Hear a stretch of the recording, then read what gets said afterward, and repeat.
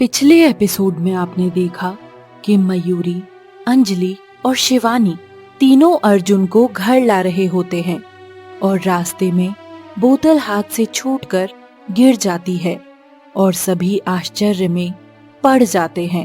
अब आगे। मयूरी, ये क्या किया तुमने? अर्जुन को चोट लग गई होगी। शिवानी, तुम्हें अर्जुन कहाँ दिख रहा है? बोतल में तो अर्जुन है ही नहीं। शिवानी और मयूरी बोतल की ओर देखते हैं तो उन्हें अर्जुन नहीं दिखता, बल्कि एक मानव के आकार में एक धुआं उड़ रहा है और बोतल नीचे टूटी हुई पड़ी है। अर्जुन कहाँ है? तभी एक आवाज आती है। शिवानी अपनी आंखों से धुएं पर एक प्रकाश डालती है और धुआं अर्जुन में परिवर्तित हो जाता है। सभी एक दूसरे की ओर देख रहे हैं। नागराज, आखिर तुम जीत गई। उस दुष्ट तांत्रिक के चंगुल से मुझे बचा ही लिया। शिवानी पास जाकर अर्जुन के गले लग जाती है। इतने दिनों माँ ने मुझे याद नहीं किया। माँ को कुछ भी नहीं पता चला क्योंकि कौशिक ने तुम्हारा बहरूपिया बनाकर भेज दिया था और उसने हमारी बहुत मदद की। इसलिए गुस्से में आकर कौशिक ने उसे मार दिया। अर्जुन को कुछ भी पता क्यों नहीं है? अर्जुन अभी इस जीवन में पूर्ण रूप से नाग नहीं है, इसलिए उसके पास कोई विशेष शक्ति नहीं है। अब जल्दी से घर चलते हैं। करुणा आंटी इंतजार कर रही होंगी। मयूरी, तुम हमारे साथ कैसे आ सकती हो? अब आंटी को क्या बताएंगे? तुम अपने रहने का प्रबंध बाहर ही कर लो। अब कौशिक सबसे पहले मुझे मारने की कोशिश करेगा। तुम घबराओ मत मयूरी, वो तुम्हारा कुछ नहीं बिगाड़ सकता। मुझे माफ कर दो सभी। मुझे उस एकता से बदला लेना था, मैंने ले लिया। अब मैं बाहर ही रह लूंगी। अर्जुन, अंजलि और शिवानी घर की ओर चलते हैं। मयूरी बाहर ही रुक जाती है। अर्जुन आज बहुत दिन बाद घर आया है तो वो भावुक हो जाता है और करुणा के देखने से पहले ही खुद को संभालने की कोशिश करता है। करुणा अंदर से गुस्से में आती है। कहाँ गए थे तुम सभी? आंटी, आपको बताकर तो गए थे। तो कहीं भी जाके वापस आने में इतना समय लगता है? वो बचपन की एक दोस्त मिल गई थी। माँ को चाहे कुछ भी हो जाए, लेकिन तुम्हारा दोस्तों से मिलना जरूरी है। और ये अर्जुन, इसको तो मेरी बिल्कुल भी फिक्र नहीं है। क्या हुआ माँ? रोजाना सांप हम पर अटैक कर रहे हैं और तुम अभी भी पूछ रहे हो कि क्या हुआ? अर्जुन बात को समझ जाता है और करुणा को गले से लगा लेता है। सॉरी माँ, आगे से आपको अकेले छोड़कर कहीं नहीं जाएंगे हम। सभी खाना खाकर सोने जाते हैं।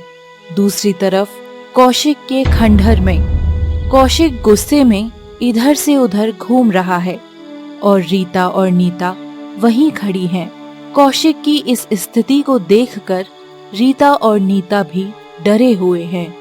शिवानी, शिवानी, ये सही नहीं किया तूने और मयूरी ने। मयूरी को इतना खिलाया पिलाया, इतनी सारी शक्तियां दी, लेकिन बदले में धोखा मिला और उस नाग को तो उसकी करने की सजा मिल गई, लेकिन इस मयूरी का क्या किया जाए? अचानक ही कौशिक की नजर रीता पर पड़ती है और वो कुछ सोचकर बोलता है। एकता तो मारी गई, अब तुम कुछ करो, करो कुछ। अर्जुन की बहन को उठा लाते हैं।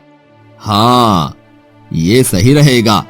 और फिर अर्जुन खुद यहाँ आएगा और उसके पीछे पीछे शिवानी भी, और इस बार ये हमसे बचकर नहीं जाने पाएंगे।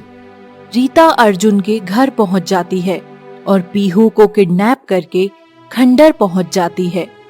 जब रीता पीहू को किडनैप कर रही होती है तभी अंजलि की आंख खुल जाती है और अंजलि भी रीता के पीछे पीछे ही खंडर पहुँच जाती है। दूसरी तरफ अर्जुन चुपके से शिवानी के पास आता है। तुमने मुझे बचा ही लिया, मैं बहुत मिस करता था सभी को। अब हम और कब तक ऐसे छुप छुप के मिलते रहेंगे? अब इस कौशिक से डरकर नहीं भागना, बल्कि इसका सामना करना है। तुम नाग कैसे बनोगे? वो सब बाद में देखा जाएगा, पहले इस कौशिक से निपट लें। तभी कुछ गिरने की आवाज होती है। अर्जुन जल्दी से अपने कमरे में चला जाता है और देखता है कि करुणा पानी पीने के लिए उठी है तो उससे कोई बर्तन नीचे गिर गया है। दूसरी तरफ रीता पीहू को ले जाकर खंडर में छोड़ देती है और कौशिक के पास जाती है, लेकिन अंजलि तभी जाकर रीता के गले को पीछे से पकड़ लेती है और एक चाकू लेकर उसका गला वहीं काट देती है। पीहू तब तक बेहोश ही होती है कि अंजलि उसे वापस उठाकर ले आती है और कमरे में चुपचाप सुलाकर वापस जा रही होती है कि तभी पीहू अंजलि का हाथ पकड़ लेती है। ये लोग कौन हैं और हमें क्यों परेशान कर रहे हैं? कौन लोग? यहाँ तो कोई भी नहीं है। मैंने आज खंडर में सब देख लिया। पीहू, तुम ये बात किसी को मत कहना। ठीक है, नहीं कहूँगी। अंजलि पीहू को सुलाकर वापस अपने कमरे में आ जाती है।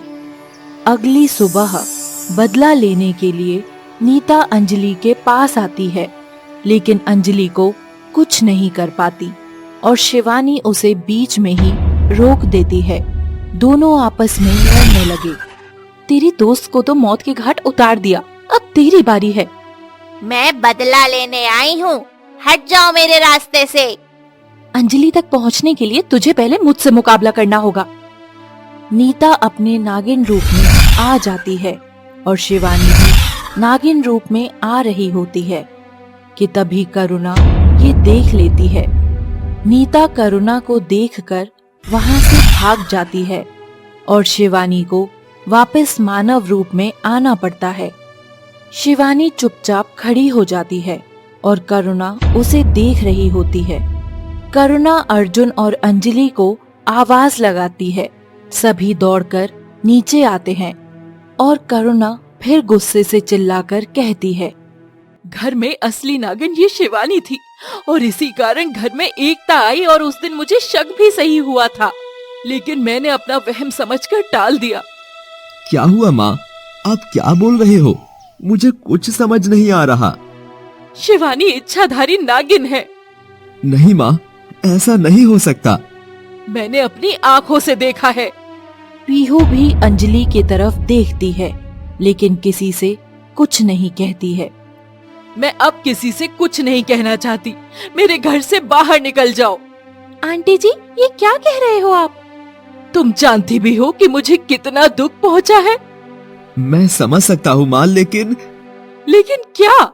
इससे पहले कि मैं किसी तांत्रिक को बुलाकर इसे ले जाने के लिए बोलूं, उससे अच्छा है कि शिवानी खुद ही यहाँ से चली जाओ। मेरे घर पर आई सभी परेशानियों की वजह ये शिवानी है।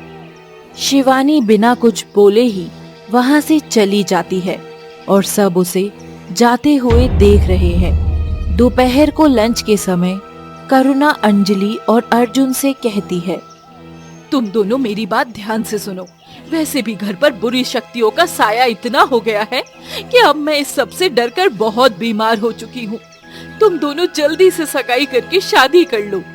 अंजलि और अर्जुन एक दूसरे की ओर देखते हैं। माँ, इतनी भी क्या जल्दी है? हाँ आंटी, आराम से कर लेंगे। ठीक है, मैं आगे से कुछ नहीं बोलूंगी। करुणा वहाँ से उठकर चली जाती है। कुछ तो गड़बड़ है, मुझे पता लगाना पड़ेगा।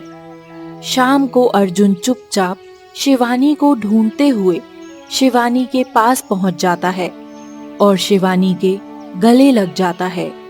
तुमने सच क्यों नहीं बोल दिया था? आंटी को बहुत दुख पहुंचता, इसलिए मैं चुप रही। अर्जुन और शिवानी बात कर ही रहे होते हैं कि शिवानी की नजर करुणा पर पड़ती है, जो अर्जुन का पीछा करते हुए यहाँ तक आई है। शिवानी के मुंह से निकल पड़ता है, आंटी जी। तुम माँ को क्यों याद कर रही हो? याद नहीं, वो पीछे ही हैं। अर्जुन भी पीछे मुड़कर देखता है। कहानी जारी रहेगी।